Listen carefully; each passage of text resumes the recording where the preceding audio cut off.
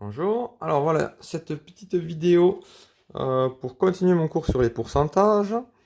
Donc je viens de terminer la vidéo, on va dire, sur les bases du cours avec quelques exercices exemples.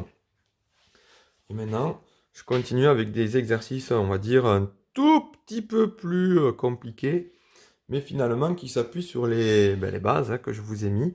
Finalement, le cours, en gros, on peut le résumer en 3 points et très peu de lignes. Du coup, on devrait y arriver. Alors, voilà, la feuille, j'ai découpé comme d'hab, histoire de pouvoir zoomer. Voilà.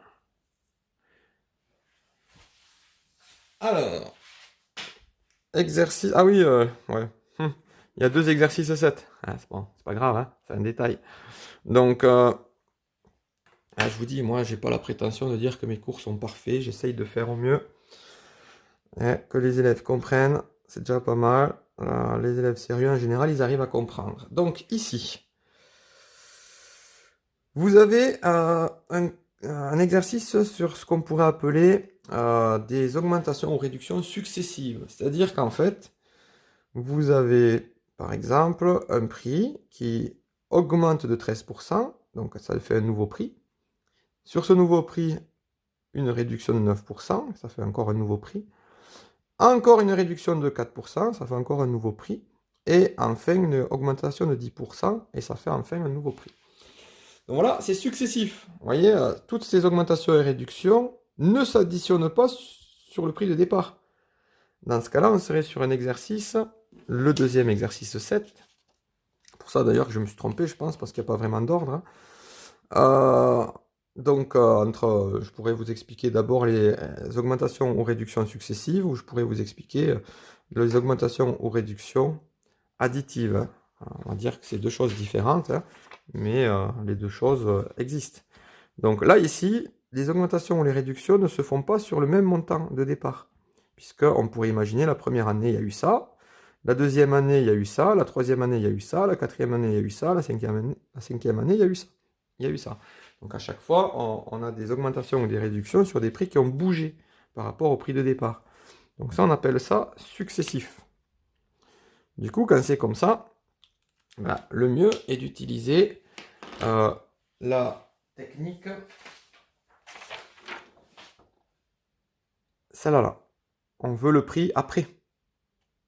Sauf que, on va l'utiliser plusieurs fois. On y va. Donc on veut le prix après, ce sera fois. On prend le prix, 1772.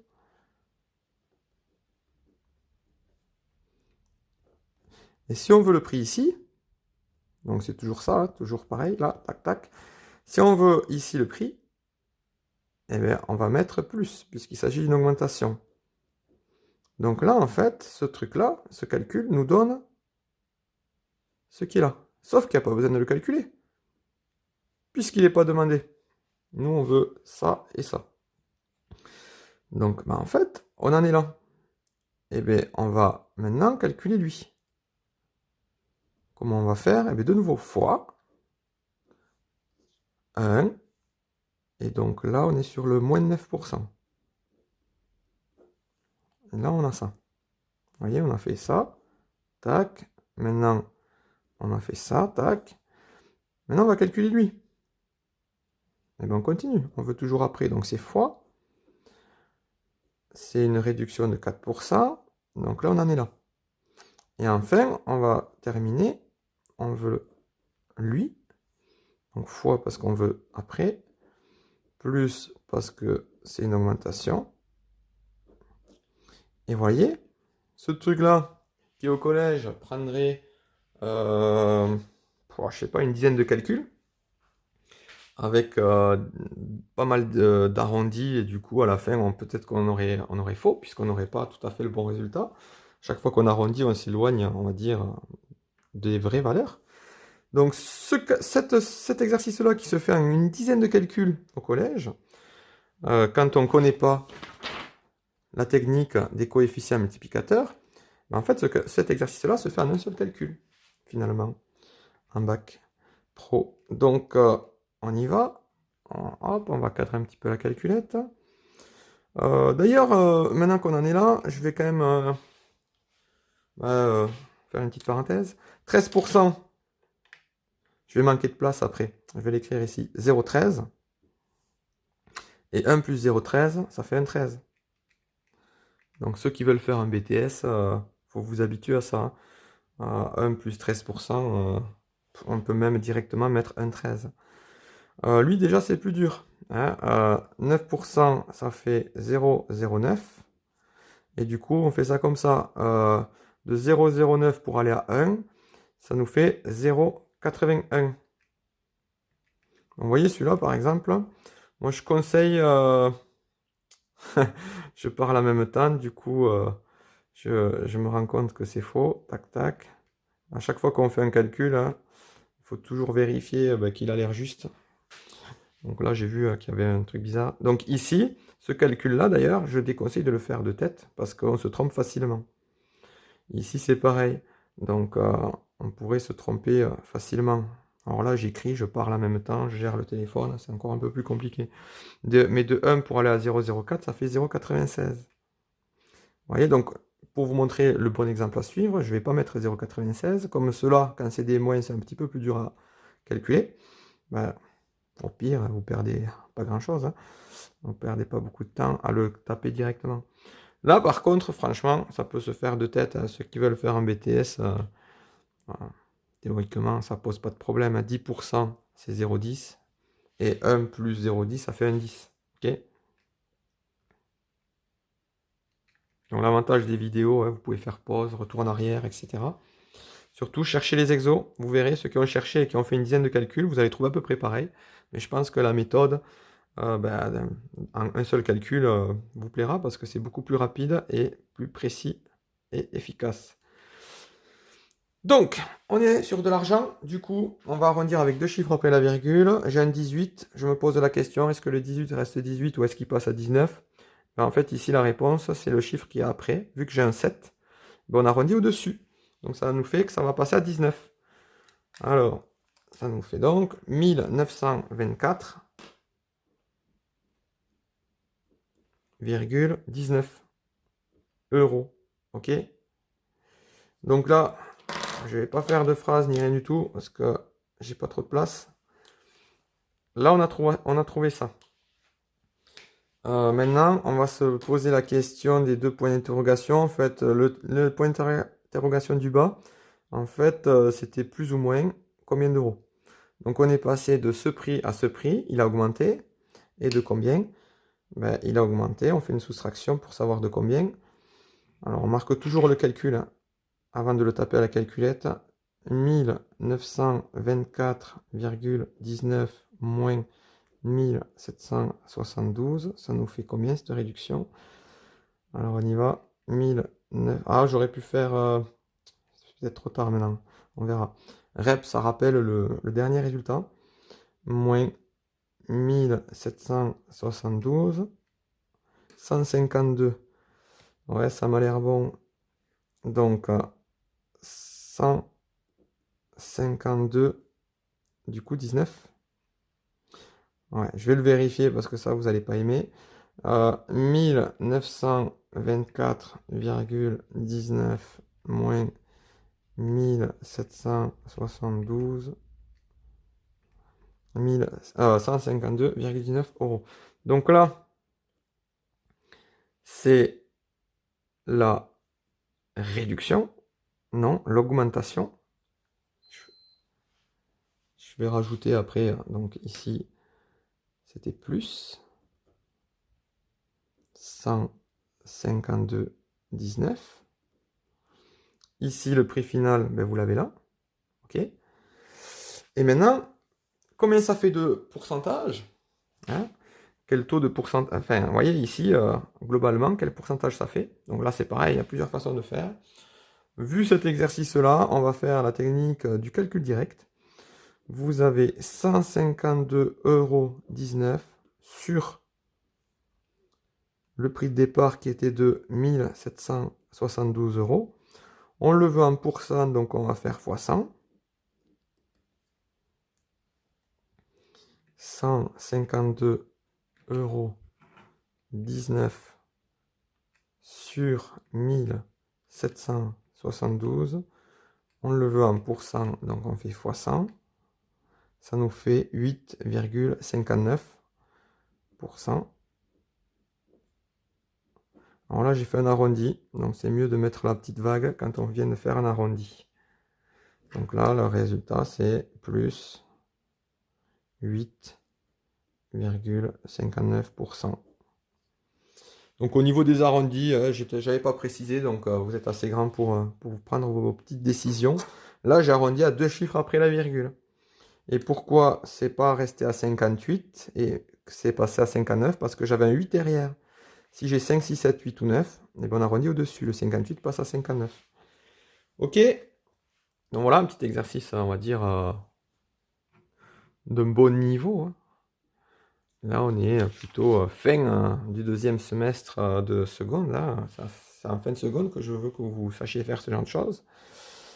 Donc, mon autre exercice 7, on était sur des pourcentages additifs. Alors, c'est quoi la différence?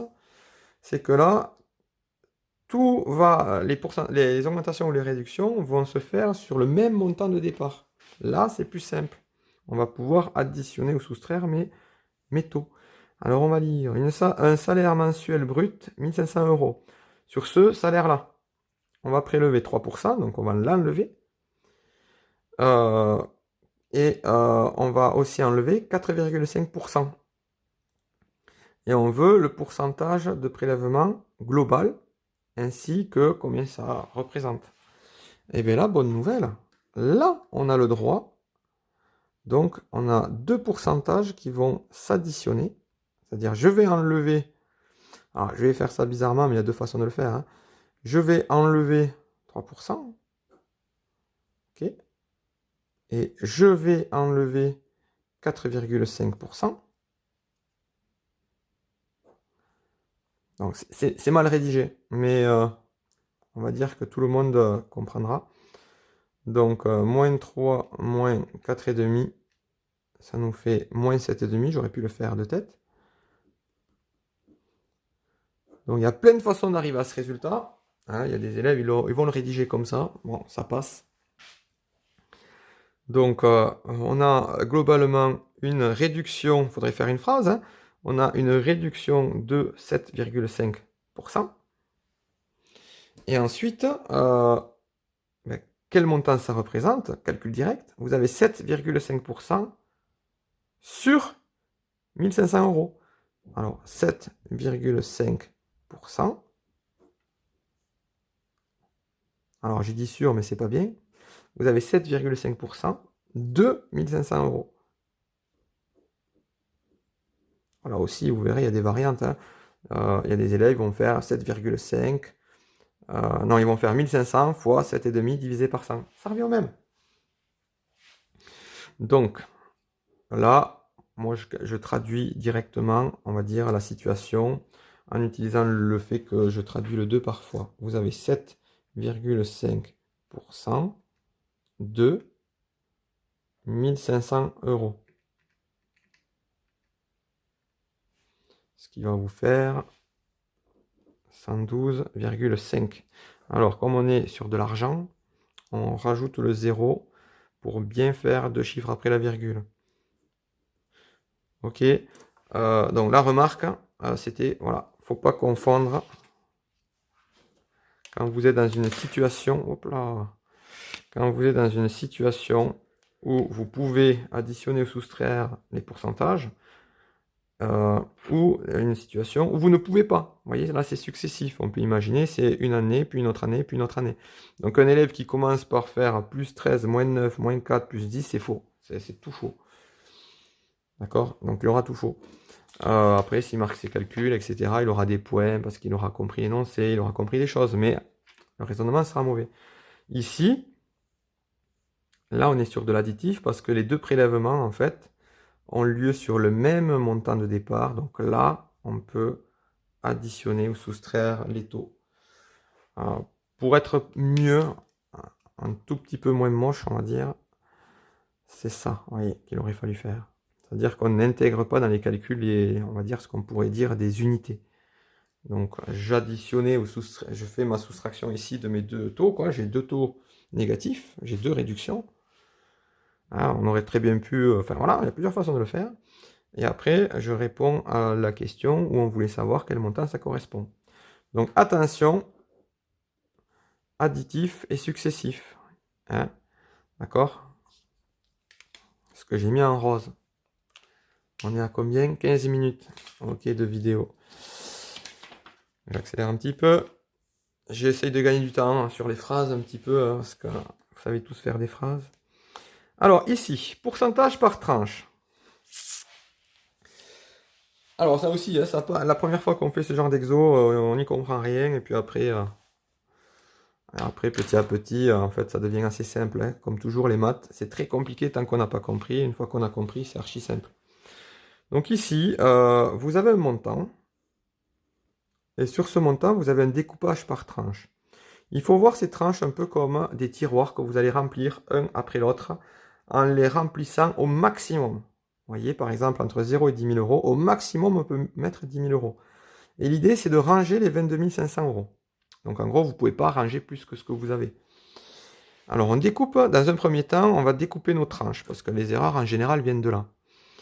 Hein, donc, de 0 à 10 000 euros, je peux mettre 10 000 euros. Est-ce que je les ai là-dedans? Oui, puisque j'ai 22 500. Donc je remplis mon premier tiroir au maximum. Du coup, il me reste combien? 22 500 moins 10 000. J'ai encore 12 500 euros à ranger. De 10 000 à 15 000 au maximum, je peux mettre 5 000. Hein, le maximum qu'on peut mettre entre ça et ça, on l'obtient en faisant la soustraction. 10 000 moins 0, ça faisait 10 000. Là, le maximum que je peux mettre entre 10 000 et 15 000, je l'obtiens en faisant ma soustraction. 15 000 moins 10 000, ça fait 5 000. Et je me pose la question, est-ce que je les ai? Les 5 000, oui, je les ai puisque j'ai 12 500. Donc, je remplis ce deuxième tiroir au maximum. Il me reste encore à remplir, à ranger 7 500. Donc, de là à là, j'ai 5 000 euros. Hein. Je fais ça moins ça, je trouve 5 000. Je les ai? Oui. Donc, je remplis ce tiroir au maximum.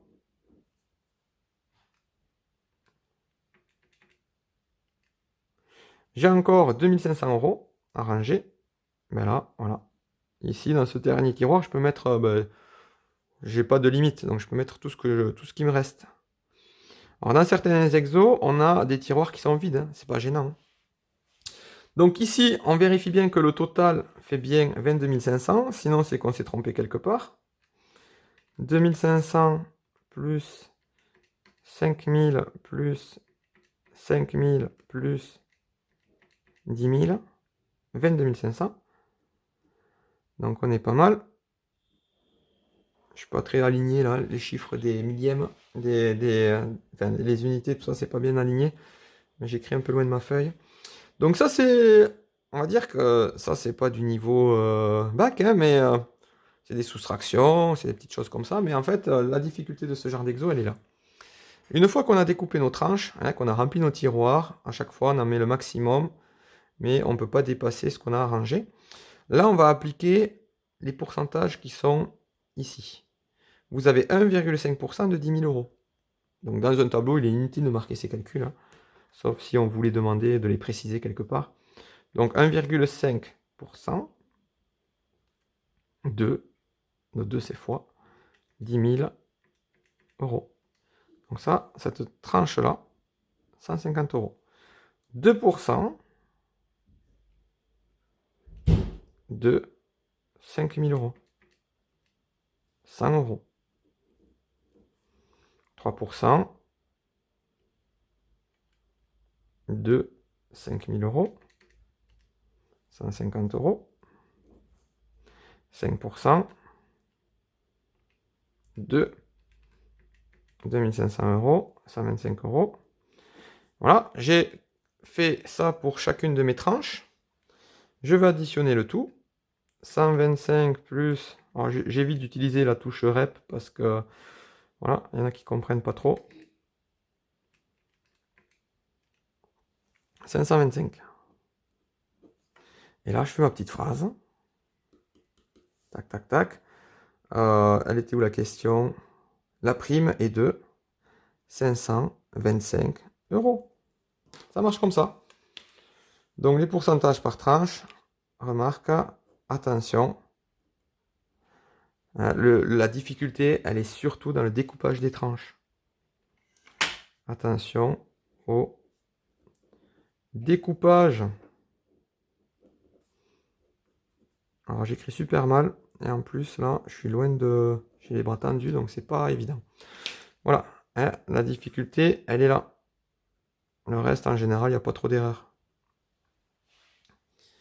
Bon, j'espère que ça vous aura un petit peu clarifié les choses, et puis on verra par la suite. Je vous proposerai certainement des exercices, histoire de travailler tout ça. À bientôt, au revoir.